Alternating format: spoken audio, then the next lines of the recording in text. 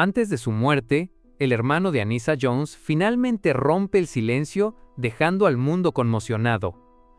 Anissa Jones nació el 11 de marzo de 1958 en West Lafayette, Indiana, un tranquilo pueblo del Medio Oeste, conocido principalmente como la sede de la Universidad de Purdue. Su primera infancia transcurrió en Charleston, Virginia Occidental, una ciudad enclavada en la región de los Apalaches, rica en cultura y belleza natural. Permaneció en Charleston hasta los 5 años, un periodo crucial que serían sus últimos años viviendo en un entorno familiar tradicional e intacto antes de que su vida cambiara significativamente. La herencia materna de Anissa jugó un papel importante en la formación de su identidad. Sus abuelos maternos eran inmigrantes libaneses, trayendo consigo las costumbres, tradiciones y el idioma de la comunidad cristiana maronita de Líbano. Su singular segundo nombre, Anissa, era comúnmente utilizado entre los maronitas libanes como una alternativa cultural a Agnes. En lugar de provenir de raíces latinas o griegas, tiene sus orígenes lingüísticos en el nombre persa Anaí, también conocido como Anaí o Anaís, que significa inmaculada o pura, un nombre que lleva fuertes connotaciones de belleza espiritual e inocencia.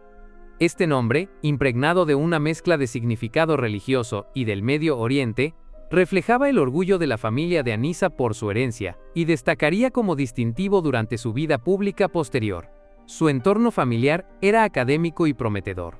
En el momento del nacimiento de Anissa, su padre John Paul Jones era un hombre bien educado con un título en ingeniería y un puesto en la facultad de la Universidad de Purdue.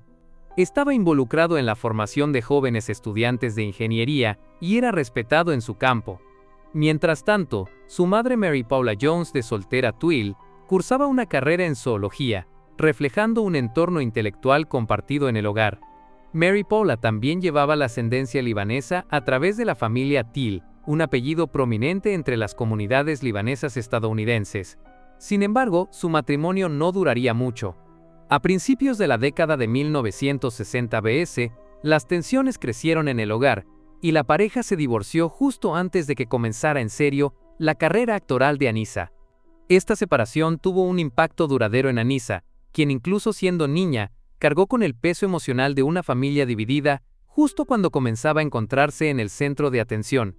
En 1960, Anissa se convirtió en hermana mayor con el nacimiento de su hermano, John Paul Jones Yokoma, a quien la familia llamaba afectuosamente Paul.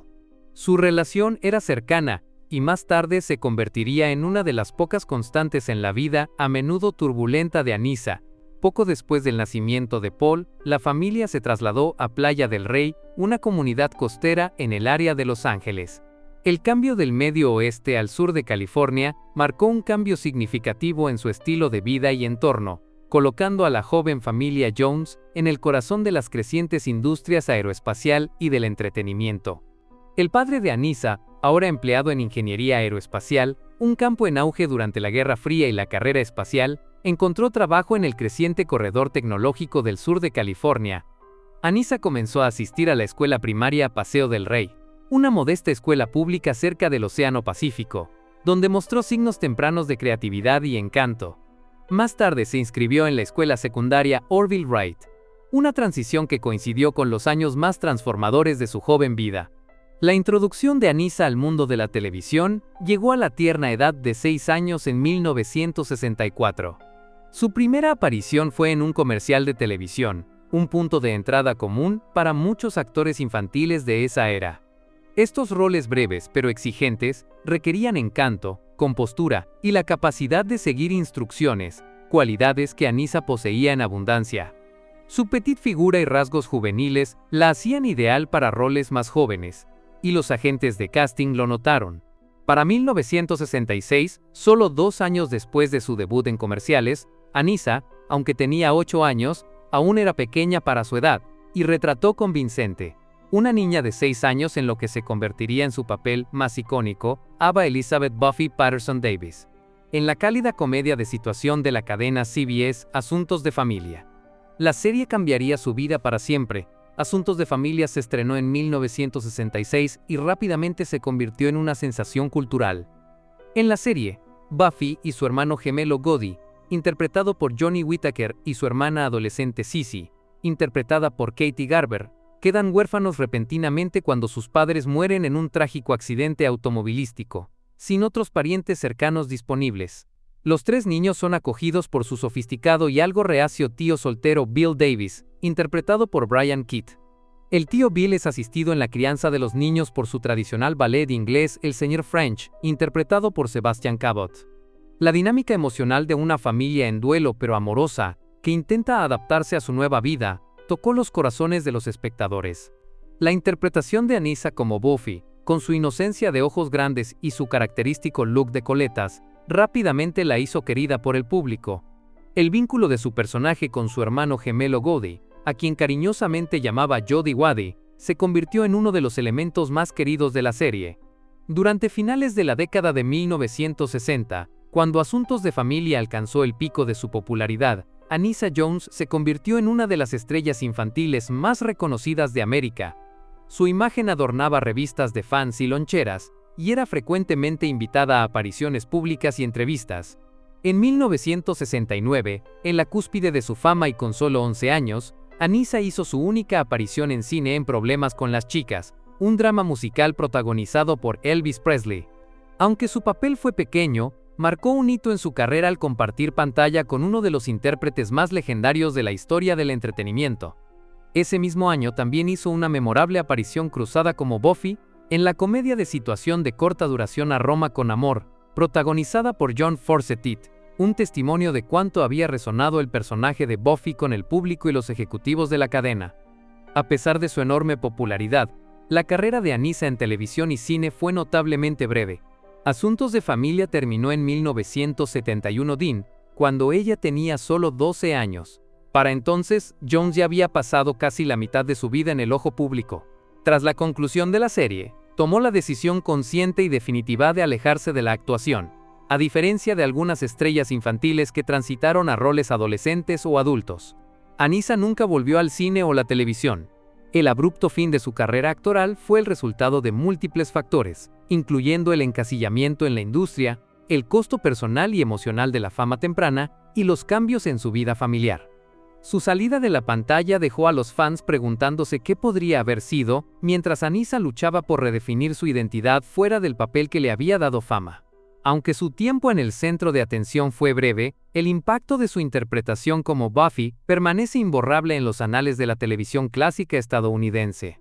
Durante décadas, la trágica vida y muerte prematura de la exestrella infantil Anissa Jones permanecieron como uno de los misterios más inquietantes y desgarradores de Hollywood, más conocida por su papel como la adorable Buffy en la popular comedia de la década de 1960.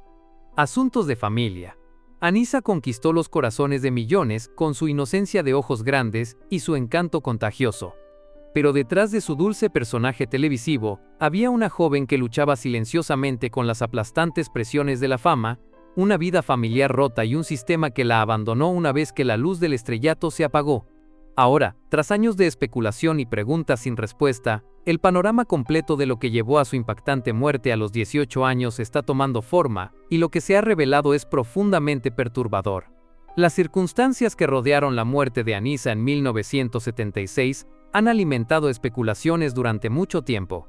Su fallecimiento repentino, por una combinación letal de drogas, generó innumerables preguntas. ¿Cómo pudo alguien tan joven, tan recientemente amada por el público, caer tan rápidamente en una oscuridad tan profunda?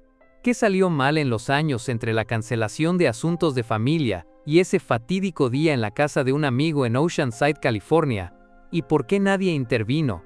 Las respuestas enterradas durante mucho tiempo bajo capas de disfunción familiar, batallas legales e indiferencia de Hollywood, están finalmente saliendo a la luz y pintan un cuadro de negligencia, explotación y una joven vida dejada en ruinas.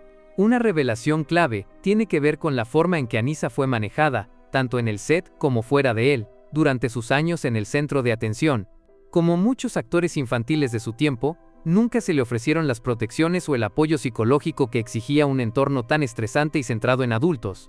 Cuando Asuntos de Familia terminó en 1971, Bill Anissa tenía solo 13 años. De la noche a la mañana, su carrera se agotó, y enfrentó la dura realidad de que la industria ya no tenía lugar para ella.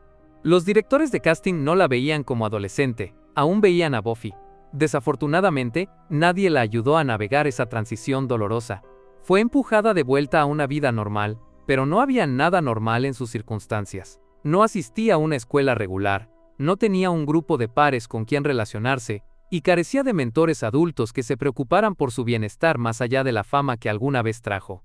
Aún más preocupante fue el hecho de que el dinero que había ganado al que tenía derecho, legalmente fue mal manejado. Los informes han mostrado que su fondo fiduciario, que debería haber estado protegido bajo la ley Coogan para proteger a los actores infantiles, fue mal administrado o accedido prematuramente.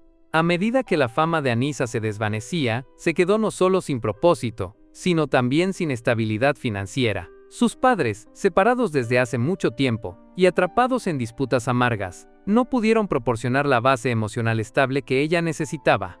Su madre, luchando con sus propios problemas, no reconoció las señales del desmoronamiento emocional de su hija. Su padre, aunque según informes intentó ayudar, tenía poco control legal para entonces.